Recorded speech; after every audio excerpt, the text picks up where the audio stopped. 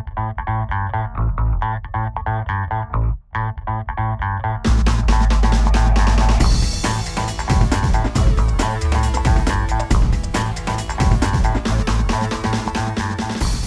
m'appelle Guillaume Loisel-Boudreau, je suis coordonnateur au Centre de pédiatrie sociale à Haute-Gaspésie.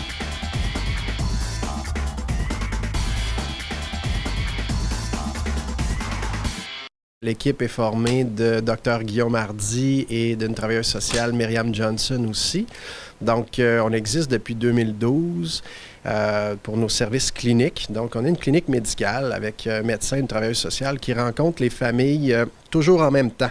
Toujours dans le même rendez-vous, donc pas plusieurs rendez-vous séparés. Et puis moi, je suis aussi avocat de formation, donc s'il y a des questions légales, juridiques qui ressortent au travers du rendez-vous, je peux aussi répondre aux questions des gens.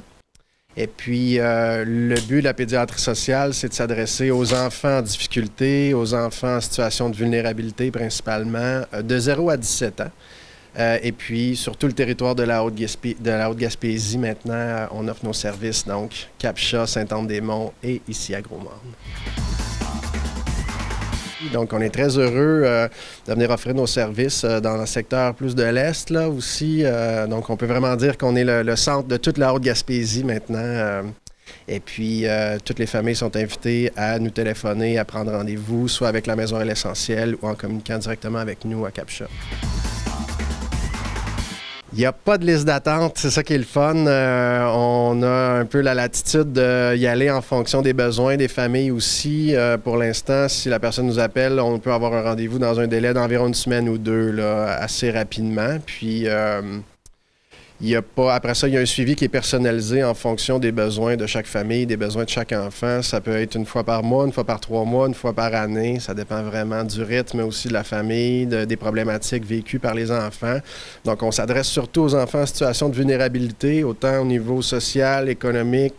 Les jeunes peuvent vivre des problèmes à la maison, à l'école, les 0-5 ans, les questions de stimulation, de développement. On a des jeunes qui peuvent avoir toutes sortes de troubles, de retard aussi, de langage, de développement, des troubles de comportement. Les diagnostics sont multiples, donc on essaie le plus possible d'apporter quelque chose de plus dans la vie de ces jeunes-là, puis de leur offrir aussi toutes sortes d'activités artistiques, sportives, ateliers création musicale. On a plusieurs projets en cours pour la prochaine année. Ce qui est bien avec notre centre, c'est qu'on est reconnu par le réseau de la santé comme un peu un centre de première ligne. Donc, après qu'il y ait eu une première évaluation, on peut référer les familles et les enfants directement en deuxième ligne, donc au programme spécifique du réseau de la santé et à d'autres professionnels du réseau aussi. Bien, quand on a commencé, c'est sûr qu'on avait un petit nombre de familles. Là, l'année passée, on avait environ une 50aine de familles à Cap-Chat. On est rendu là avec 85 enfants en suivi, dont la grande majorité sont de Cap-Chat et des environs, un peu à Sainte-Anne-des-Monts et maintenant ici à Gros-Morne. C'est très bien reçu. D'habitude, c'est très positif. Les familles sont contentes là, d'avoir ce service de proximité-là aussi. Il faut dire que l'accueil, c'est très important. L'approche conviviale, informelle, puis chaleureuse qu'on essaie de mettre durant le rendez-vous. Déjà, il y a souvent des bénévoles qui viennent accueillir les familles. Après, le médecin et la travailleuse sociale vont venir chercher les gens, faire un rendez-vous.